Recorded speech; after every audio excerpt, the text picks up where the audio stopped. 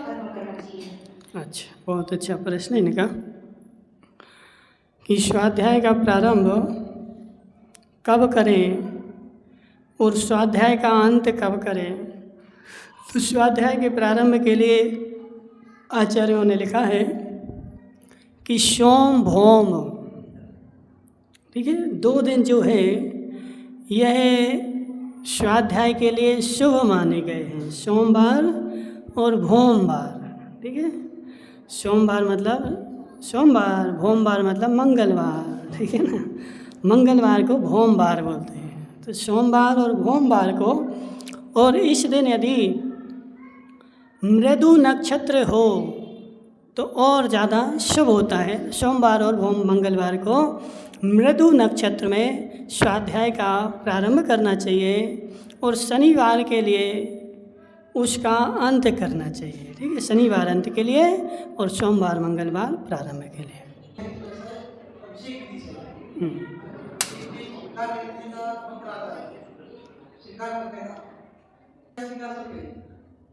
श्री का कि अपन अभिषेक करते हैं तो श्री हमें थाली में बनाना चाहिए या सिंहासन पे बनाना चाहिए। तो हे जीव, श्री जो है वो मंगल स्वरूप है। ठीक है, और श्री के ऊपर भगवान को बैठाला जाता है।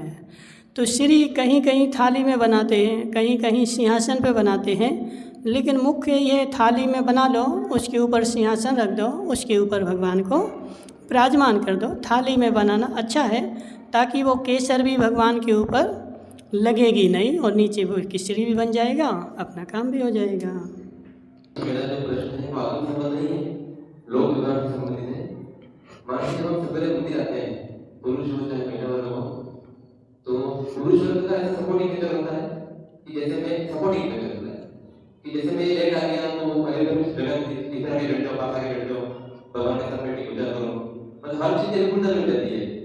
लेकिन महिलाओं का ऐसा स्वभाव हो गया है कि जो महिला आज बैठी ना 10 साल से बैठी है तो उनका पंखा भी होना नहीं चाहिए, उनका पाटा भी होना नहीं चाहिए। तो ये धर्म भीतर से क्यों नहीं आ पा रहा है? बहुत अच्छा है। नहीं, बहुत अच्छा प्रश्न है। प्रश्न है कि हम मंदिर आते हैं तो पुरुषों में तो ऐसा सपोर्ट है कि कोई भी कहीं बैठ जाता है और बैठने के लिए जगह भी दे देते हैं कि आ जाओ बैठ जाओ, लेकिन महिलाएं ऐसा नहीं करती। वो 10 साल से अपनी जगहें बांधे हुई हैं और हाँ, दूसरे को बैठने नहीं देती हैं। यहाँ हम ही बैठेंगे। तो हे जीव, ये महिलाओं का स्वभाव है। ठीक है ना। तो आगम में लिखा हुआ है कि धार्मिक महिलाओं की संख्या पुरुषों की अपेक्षा उनका परसेंट बहुत कम रहेगा। यानी महिलाएं पुरुषों की अपेक्षा न्यून रूप से धर्म को ग्रहण कर पाएंगी। उनका परसेंट धवला जी में स्पष्ट संख्या में उनकी संख्या कम लिखी है। क्यों? क्योंकि उनके अंदर की मायाचारी छूटेगी नहीं। ठीक है, उनकी पर्याय का ऐसा स्वभाव है, पर्यायगत शक्ति है कि वो माया उनकी पर्याय में रहती है। लेकिन माताओं ऐसा नहीं करना चाहिए। अपन को जहाँ मंदिर में भी देखो क्या किया, अभी तो हम रोड पे कब्जा करते थे, उन्होंने मंदिर में भी कब्जा कर लिया। वहाँ हम भले 10 साल से बैठते, अपन रोड पे भी क्या बोलते मुकेश भाई, रोड पे यदि कोई हाथ ठेला लॉरी लेकर घूम रहा हो, हम यहाँ 10 साल से लगाते हैं, अब वो जीवन भर लगाएगा। तो तुम अभी तक रोडों पे कब्जा करते थे, अब मंदिरों में भी कब्जा शुरू हो गए। तो अपन को मंदिर में कब्जा नहीं करना है। जो पहले आए वो पहले बैठ जाए, जो पीछे आए तो पीछे बैठ जाए। जी हमारी जगह है, हम यहाँ बैठेंगे, दूसरा नहीं बैठेगा। तो ये तीव्र कसाय का काम है और इस तीव्र कसाय से हमें घोर पाप का आश्रय होता है। अब चाहे हम मंदिर में करें और चाहे कहीं भी करें, क्योंकि हमने मंदिर में कब्जा ठोक दिया। इसलिए अब ऐसा नहीं करना। जो पहले आए तो आगे बैठ जाए और जो पीछे आए तो पीछे बैठ जाए, कोई दिक्कत नहीं। ऊपर भी जगह है, ऊपर उतनी बड़ी बालकनी है, वहाँ बैठ जाए। दोनों साइड गलियाँ हैं, वहाँ बैठ जाओ, कहीं भी बैठ के कर सकते हो। और मंदिर में जाके हमें कसाय नहीं करना है।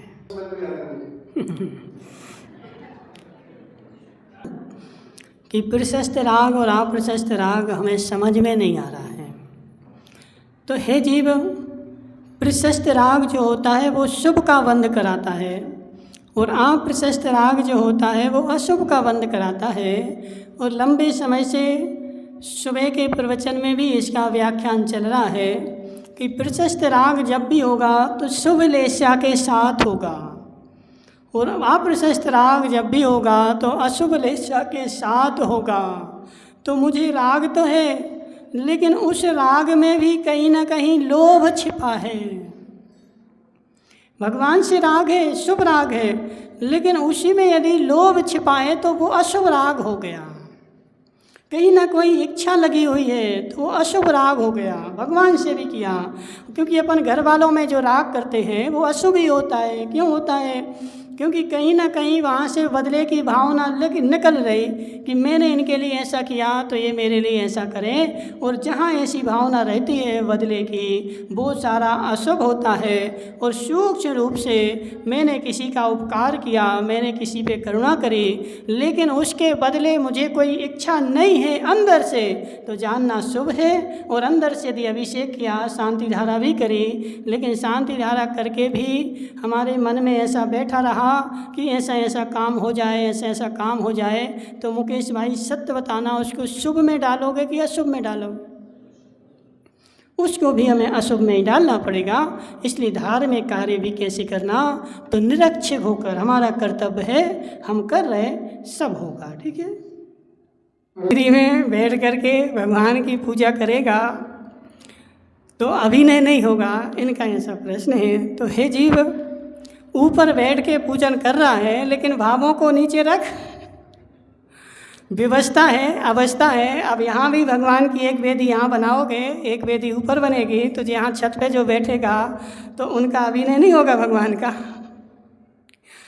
कोई के 3 खंड का मंदिर है तो पहले खंड पे ही वेदी थी, और तुम तीसरे खंड पे बैठे तो पहले खंड वाले भगवान का तो अभिनय हो गया ना।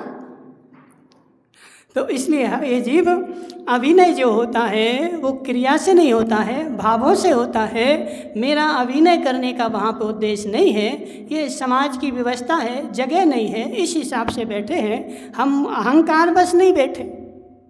अहंकार अभिनय जब होगा, जैसे महाराज का आसन इतना है, अब वहाँ पे मुकेश भाई आ जाए, हम कमिश्नर हैं, हमारा और ऊपर लगाओ, समझ रहे हैं?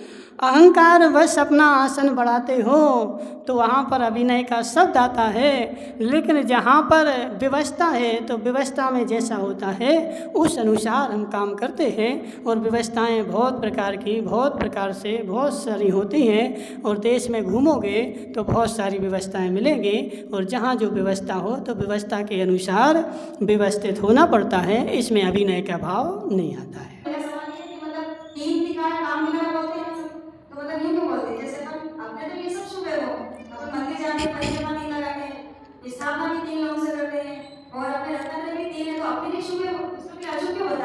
बहुत अच्छा है।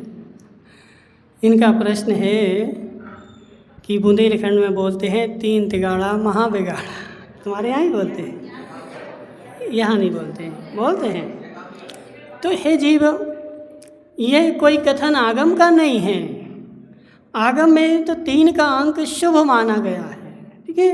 और हर चीज़ में यदि हम वेदी भी बनाते हैं तो वेदी में या तो 1 भगवान या 3 भगवान, ठीक है, या 5 भगवान। और खड़गासन में भी यदि बड़ी मूर्ति रखते हैं तो उसमें ध्वजा दोष नहीं आए तो एक बीच में उनके बाजू में 2 और 3 रखते हैं। तो 3 का अंक जो है आगम में शुभ माना गया है, और शुभ ही है। 3 से कोई बिगाड़ा नहीं होता है। जिन लोगों में प्रथा चल गई, ये कोई आगम का शब्द नहीं है। कहाँ से चली, कैसे चली, इसका कोई और छोर नहीं। और यह कोई आचार्यों का वचन नहीं, यह मूर्खों का वचन है। तो किस रूप से करना चाहिए? बहुत से लोग तो जोर जोर से बोलते हैं, बहुत से मन में बोलते हैं, किस प्रकार से हमको करना चाहिए? जाप करने की आगम में 3 प्रकार की विधियां बताई हैं। ठीक है, मानसिक, वाचनिक, उपांशु। ठीक है ना। तो सबसे इसमें जो उत्तम है वो मानसिक है। मानसिक में मतलब अपने अंदर में, मन में ही अपन को मंत्र का उच्चारण करना है, उसको मानसिक बोलते हैं। और उपांशु में क्या होता है, अपन बोलते तो मुंह से हैं, लेकिन वह आवाज़ किसी को सुनाई नहीं देती, मात्र उसमें ओंठ हिलते हुए दिखते हैं। तो वो होती है उपांशु। और तीसरी होती है वाचनिक, जिसमें ज़ोर ज़ोर से बोल करके मंत्र का जाप किया जाता है। तो इन तीनों प्रकार के जापों का आगम में उल्लेख है, जिनमें से सबसे उत्कृष्ट जो मानी गई है वो मानसिक है, मन में बोलते हैं। नंबर 2 उपांशु है, और नंबर 3 पे जघन्य में वाचनिक है। उसमें हमारी ऊर्जा बाहर निकल जाती है और मानसिक में हमारी ऊर्जा अंदर में भर जाती है, इसलिए उत्कृष्ट मानसिक है। तो हाँ, बोल सकते हैं। मेरी जिज्ञासा ये है कि जैसे मेरी उम्र 60 वर्ष अधिक हो गई, लगभग 50 वर्ष से क्रियाकरण, स्वाध्याय, कई प्रवचन सुने, कई प्रवचन पढ़े, लेकिन ये जीव की स्थिति ऐसी है कि जरा भी प्रतिकूलता मिलते ही कैसा हो जाती है, जरा ही अनुकूलता या मान मिलता है तो खुद भी कुपा हो जाता है। तो महाराज हम क्या करें कि हमारे परिणाम सरल हैं? बहुत अच्छा है। हे जीव, इनका प्रश्न है कि हमें लगभग 10 साल हो गए स्वाध्याय करते हुए, चिंतन करते हुए, मनन करते हुए, लेकिन उसके बाद भी हमारी परिस्थिति ऐसी है कि हमारा मन प्रतिकूलता में कूल जाता है और अनुकूलता में फूल जाता है। तो हे जीव, यह जो मन है वह अनंत काल से विपरीत मार्ग में लगा हुआ है, और अनंत काल से हम इन विषयों का सेवन करते करते इतने इन विषयों के आदी हो गए, और आदी होने के बाद अब हमारा मन थोड़ा सा ही उसको कुछ वस्तु मिलती है और उसकी ओर चला जाता है, क्योंकि हमारे संभालने के अभ्यास कम है और उसके बिगड़ने का अभ्यास ज़्यादा है। समझ रहे ना? हम संभालते कितना है तो बहुत थोड़े अल्पकाल, और बिगाड़ते कितना है तो यह मन हमारा विषयों में कब तक रहा, तो अनंत काल रहा है। और उसके संभालने के लिए पारसनाथ को भी 10-10 भव लग गए हैं। तो हे जीव, हमने अपने बिगड़ते हुए मन को इतना हमारे ज्ञान में आ गया कि यह बिगड़ रहा है और हमें इसको सुधारना है, तो यह भी बहुत बड़ी बात है। इसको सुधारने का पुरुषार्थ करते रहो। इसका पुरुषार्थ करते करते भव लगेंगे और किसी भव में जा कर के हम अपने लक्ष्य पे पहुँचेंगे। आज नहीं पहुँच सकते। क्यों नहीं पहुँच सकते? क्योंकि लंबा प्रयास चाहिए। अब आप भरत चक्रवर्ती को देखो कि एक अंतर मुहूर्त में उनको केवल ज्ञान हो गया, लेकिन उनकी पूर्व की पर्याय देखोगे तो भव से प्रयास उनका चल रहा था। किसी भी तीर्थंकर का पुराण उठा करके देख लो, कितने 10 भव, 20 भव, 25 भव, 50 भव, उतने से वो पुरुषार्थ करते आ रहे थे, और वो पुरुषार्थ करते करते उस भाव में उनकी पूर्ति हुई है। इसलिए आज अपने मन भटकता है, फिर से उसको लाओ, फिर भटकता है, फिर से लाओ। इसलिए 12 भावनाएं बोली हैं। 12 भावनाओं का बार बार चिंतन करोगे तो मन हमारे कंट्रोल में रहेगा। 608 जीव 6 महीने 8 समय में मोक्ष जाते हैं, और 608 जीव नरक से निकलते हैं। तो वो कहाँ जाते हैं? तो हे जीव, 608 जीव 6 महीने में मोक्ष जाते हैं, और 608 जीव जो निकलते हैं वो नरक से नहीं निकलते हैं, निगोद से निकलते हैं। ठीक है, नित्य निगोद से निकलते हैं, नरक से नहीं निकलते हैं। तो वो इसलिए निकलते हैं ताकि संसार के जो संख्या है वह व्यवस्थित बनी रहे। तो इस लोक में अनंत अनंत अनंत अनंत अनंत अनंत जीव हैं, उनमें 608 जीवों को मिलने के लिए कोई दिक्कत नहीं होती है। वो त्रस पर्याय में नित्य निगोद से निकल करके त्रस पर्याय में आ जाते हैं। 2 इंद्रिय, 3 इंद्रिय, 4 इंद्रिय, 5 इंद्रिय, संगी असंगी कहीं पे भी जा सकते हैं, उनके लिए कोई रोक टोक नहीं है। प्रश्न है कि ज्ञान के बिना कोई क्रिया फलदायी नहीं होती है। तो जो लोग बिना ज्ञान के 8 पूजा 10 पूजा करते हैं और उसमें लगे हुए हैं, तो उनको उसका फल मिलेगा कि नहीं मिलेगा? तो हे जीव, ये अटल सत्य है कि ज्ञान के बिना क्रिया का फल नहीं मिलता है। ठीक है, जितना हमें चाहिए उतना नहीं मिलता है। ज्ञान के साथ यदि क्रिया होगी तो उसका फल महान मिलेगा, और ज्ञान से रहित क्रिया है तो अब उसमें वो है कि मुन्ना भाई लगे रहो।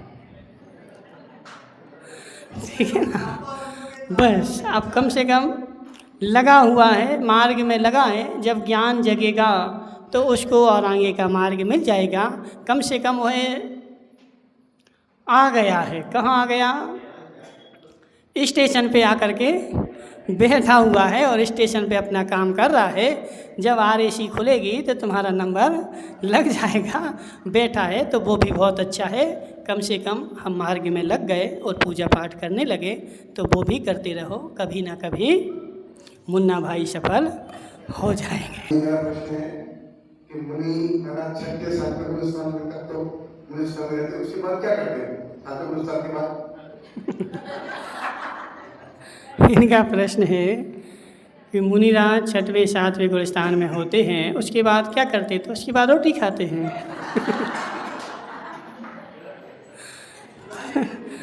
6वें 7वें में रहते हैं, 6वें 7वें के ऊपर जाते हैं तो अपने आत्मा में लीन हो जाते हैं, ध्यान में लीन हो जाते हैं, और वह ज्ञान ज्ञाता का जो भेद है वह 7वें गुरुस्थान के आगे ज्ञान ज्ञाता का भेद मिट करके तीनों की एक अभिन्न दशा चलती है, और उस अभिन्न दशा के द्वारा समस्त कर्मों का नाश करते हुए और केवल ज्ञान को प्राप्त करते हैं। तो इसका अर्थ हुआ कि प्रत्येक जीव अपने पर्याय में सुखी है, तो फिर धर्म का उद्देश्य क्या है? सही है, बहुत अच्छा प्रश्न है इनका कि संसार का कोई भी जीव अपनी पर्याय को छोड़ना नहीं चाहता है। ठीक है, और प्रत्येक जीव अपनी अपनी पर्यायों में मस्त है, सुखी है, तो फिर धर्म का उपदेश देने की आवश्यकता क्या है? तो हे जीव, सीधा सा प्रश्न है कि जीव जो है अपनी अपनी पर्यायों में मगन हो गया है। धर्म का उपदेश इसलिए है कि हे जीव, जिसको तूने जैसा माना है वो वैसा नहीं है, इसलिए श्री गुरु को तुम्हारे ऊपर करुणा आती है, इसलिए घंटा घंटा भर चिल्ला चिल्ला करके तुम्हें संबोधन करते हैं कि हे जीव, हे जीव, हे जीव, जहाँ तू रमा हुआ है वह मेरा घर नहीं है, वह मेरा ठिकाना नहीं है, यह मेरा पड़ाव है। समझ जा, छोड़ दे, वरना अनंत काल संसार में घूमेगा। इसलिए तू रम गया है, लेकिन तू पुण्य के फल में रमा हुआ है। वह पुण्य का फल मेरा स्थायी घर नहीं है, हमें अपने स्थायी घर जाना है। इसलिए धर्म का उपदेश है सच्चे सुख के लिए। जिस सुख में तुम लीन हो, जिस सच्चा नहीं है, जिस सुख को तुमने सुख मान लिया है, ये सुखावास है, और संसार का एक भी जीव तुम्हारे काम में आने वाला नहीं है। इसलिए तुम्हें समझा रहे कि हे जीव, इन पुण्य के फलों में लीन मत हो, पुण्य के फलों को छोड़ और आगे बढ़, उसमें तेरा कल्याण है। इसलिए समझ जा, समझेगा तो कल्याण होगा, वरना संसार में घूमेगा। ओम नमः सिद्धेभ्यः।